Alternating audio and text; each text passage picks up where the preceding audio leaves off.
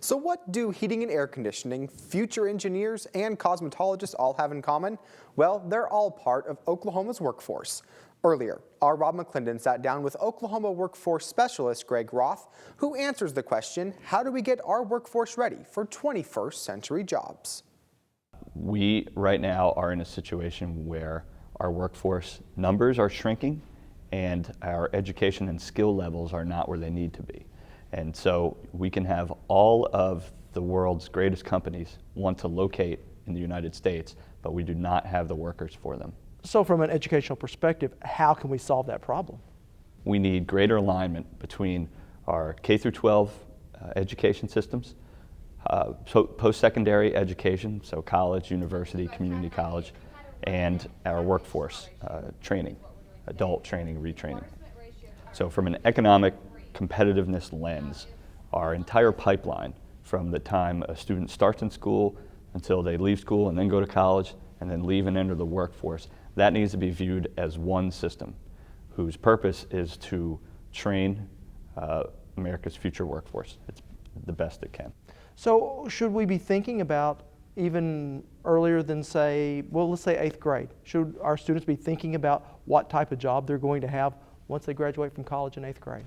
The context of the learning and how it's going to be used later in their life in the workforce and in their career, those two aren't connected. They're not as clear to students as they should be.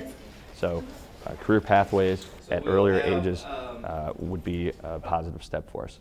Knowing this, Greg, how does this fit in the global competitiveness that we're seeing that maybe the United States is falling behind in recent years?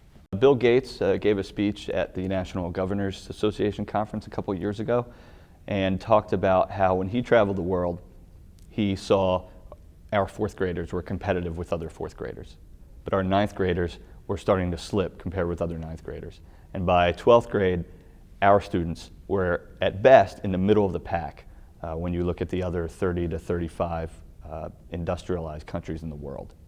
So again, we're in a global economy where we're competing against these, our students are competing against these students for jobs, and companies are looking at the global workforce in terms of how they're going to fill their jobs. If you're an economic developer and you're trying to get a company to locate to your region, and on the other side, if you're a company that's looking at a region, the local workforce has to be, if not the top issue, number 2 or number 3 as the determining factors as to whether you're going to locate there.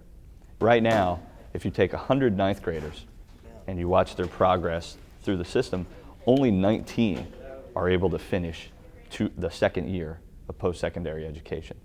So Greg, what needs to be done?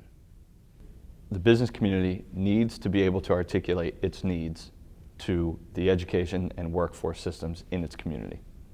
And what I mean by that is business folks aren't educators. They don't need to understand everything about how to run a school, how to teach a class, but they do need to be clear on what their needs are, on what the baseline skill levels are for the jobs that they're forecasting are going to be the result of any sort of growth.